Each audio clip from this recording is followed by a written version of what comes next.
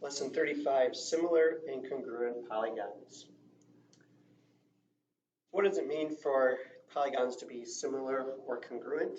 Similar just means they're the same shape but different size.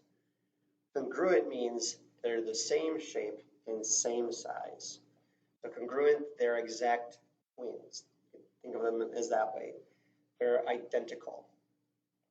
Corresponding parts means that the sides and angles are equal between two shapes. And usually you'll tell if they're corresponding parts because you'll see, like in this picture here, you'll see tick marks, like this tick mark and this tick mark. That means they are corresponding, they are equal. Or if you have here where you have two tick marks, these are two tick marks there. So they are equal. And then the same thing with the angles.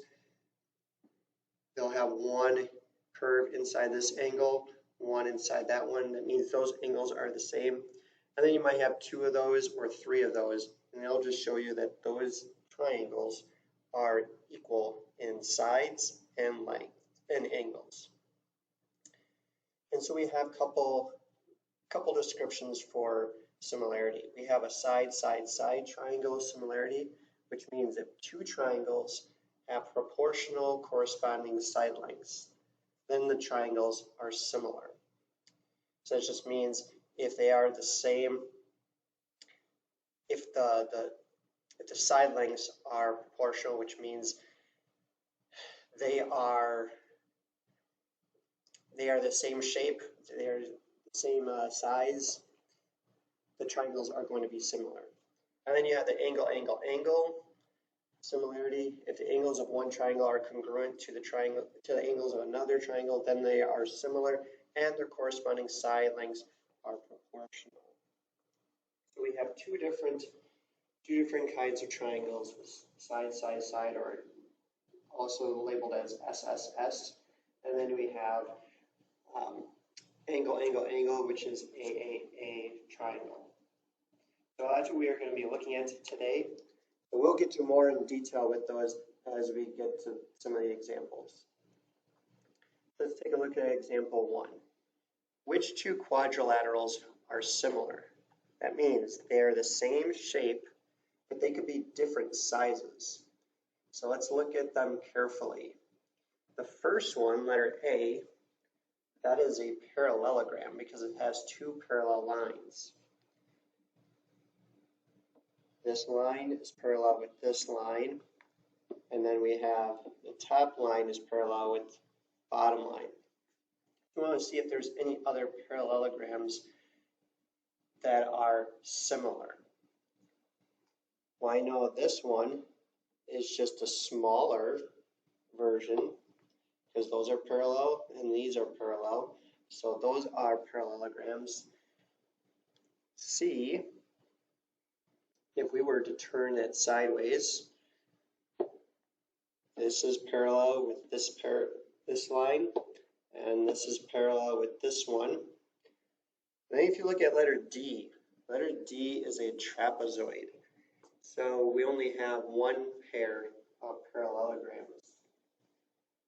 So which two quadrilaterals are similar? If we look at those, A, B, and C all have parallelograms, but which two of them are similar? Well, all four quadrilaterals have two 100-degree angles and two 80-degree angles. So all four of them, we can't go by the angles there. Figures A and B have the same orientation, so it's clear that their corresponding angles are congruent. And we could rotate and turn figure C so it has the same orientation as figure A and B, and see if its corresponding angles are also congruent. And if we were to do that, you would have 100 in the upper left-hand corner and 80 in the lower left-hand corner, just like we have in figures A and B. The sequence of angles in figure D does not match the corresponding angles of the other figures, so we know that it cannot be D. We know D is not one of the two that are similar. Now if we look at the side lengths of the corresponding sides to see if they have proportional lengths, that means they are equal. So if I look at, if I compare A, B, and C, so here's A, this is B, this is C, and we go with the corresponding side lengths. So the shorter over the longer.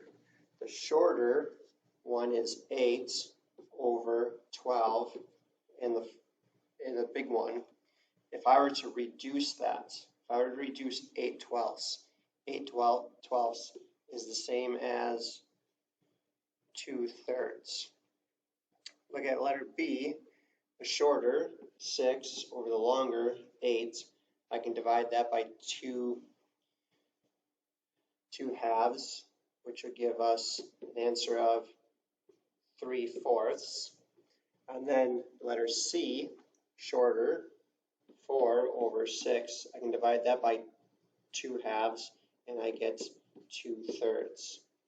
So the two quadrilaterals that are similar, that means their sides are proportional and their angles are proportional, means everything is equal, would have to be shape A and shape C, even though it looks like B would be the one that would be similar. It is not, because of the side lengths are not proportional, because that one's 3/4.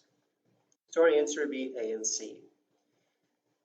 The next part, are these two triangles similar? So that means, are they the same shape? Do they have congruent or similar proportional side lengths and angles? So let's take a closer look at those. If we look at the side lengths, let's go with the shorter leg. So 3 over the hypotenuse, which is 6. And then we have the shorter leg over the hypotenuse of the other one. I can reduce this one to be half, reduce this one to be 2/5. Since the side lengths are not proportional, they're not similar. So we would say the sides are not proportional.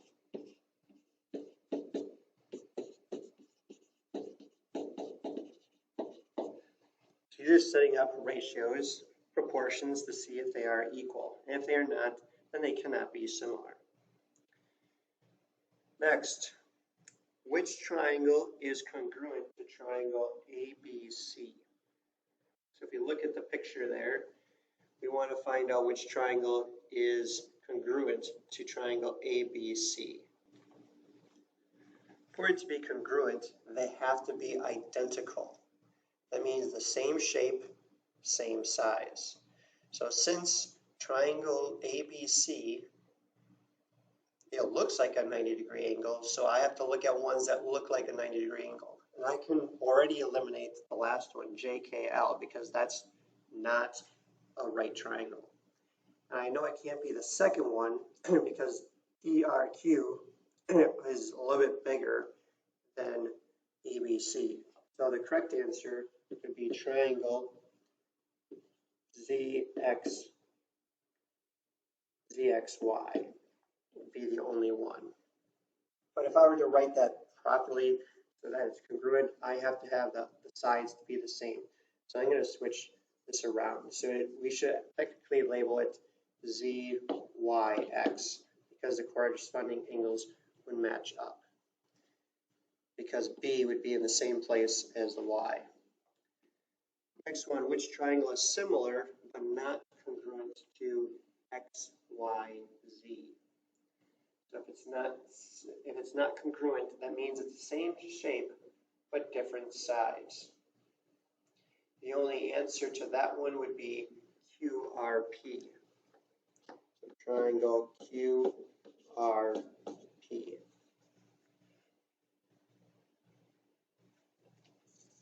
I put that in the wrong part here. That one should be up here.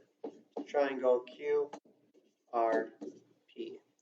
And you notice how I wrote them, the corresponding points.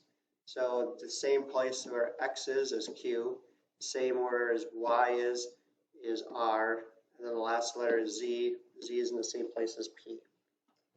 Which triangle is not similar to PQR? So it's not the same shape. The only triangle that would not be the same shape would be triangle JKL.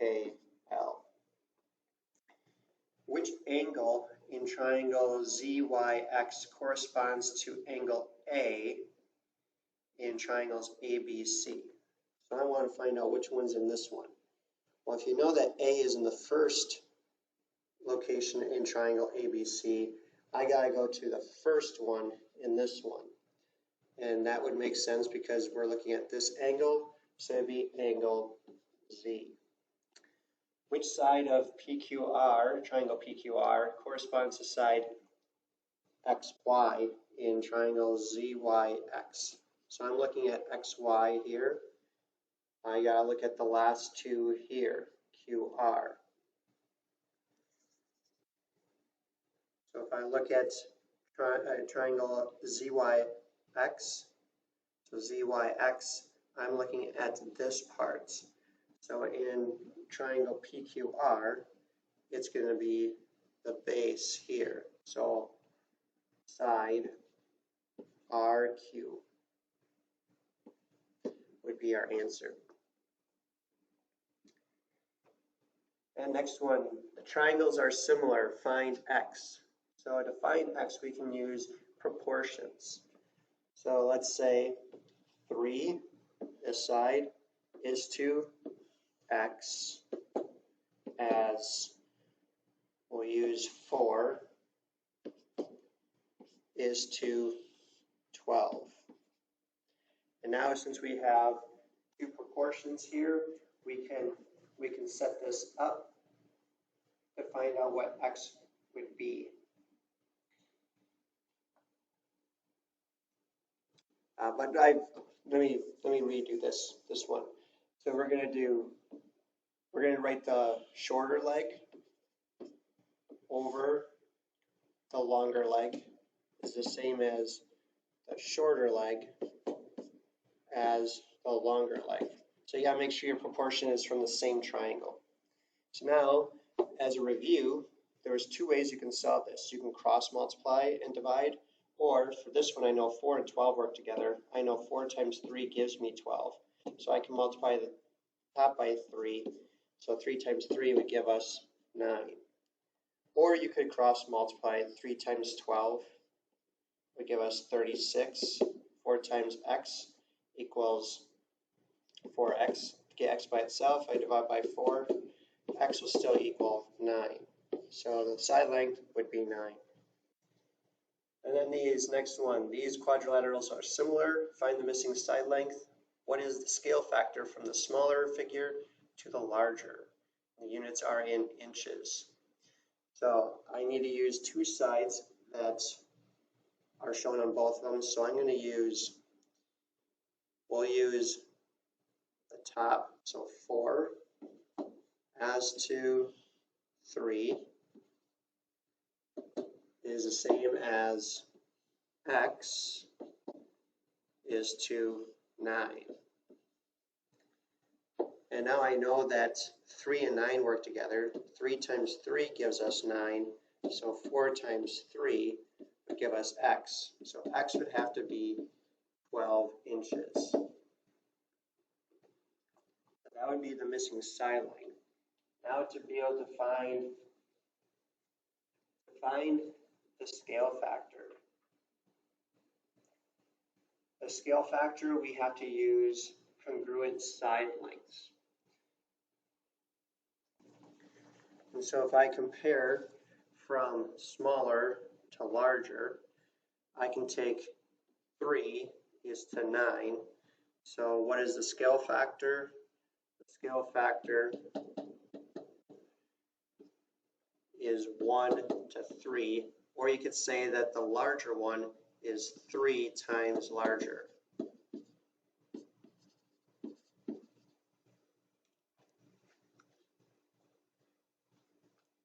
You could also set it up as a fraction, 3:9, reduce it. That would be 1 to 3. So the larger one is 3 times larger. And the last slide, an architect makes a scale drawing of a building. If 1 inch on the drawing represents 4 feet, then what is the scale factor from the drawing to the actual building? And then the second part is, what is the length and width of the room that is 5 inches by 4 inches on the drawing? To find the scale factor here, they said that 1 inch equals 4 feet. So how many inches is 4 feet? Well, I know that there are 12 inches in 1 foot, so I have 4 feet. So 4 times 12 inches would give us 48 inches. So what is the scale factor from the drawing to the actual building? It would be a scale factor of 48 inches. What is the length and width of a room that is 5 inches by 4 inches on the drawing? So there we look at the same, we use the same scale factor or same ratio. So it says that each inch represents 4 feet. So if I have 5 inches,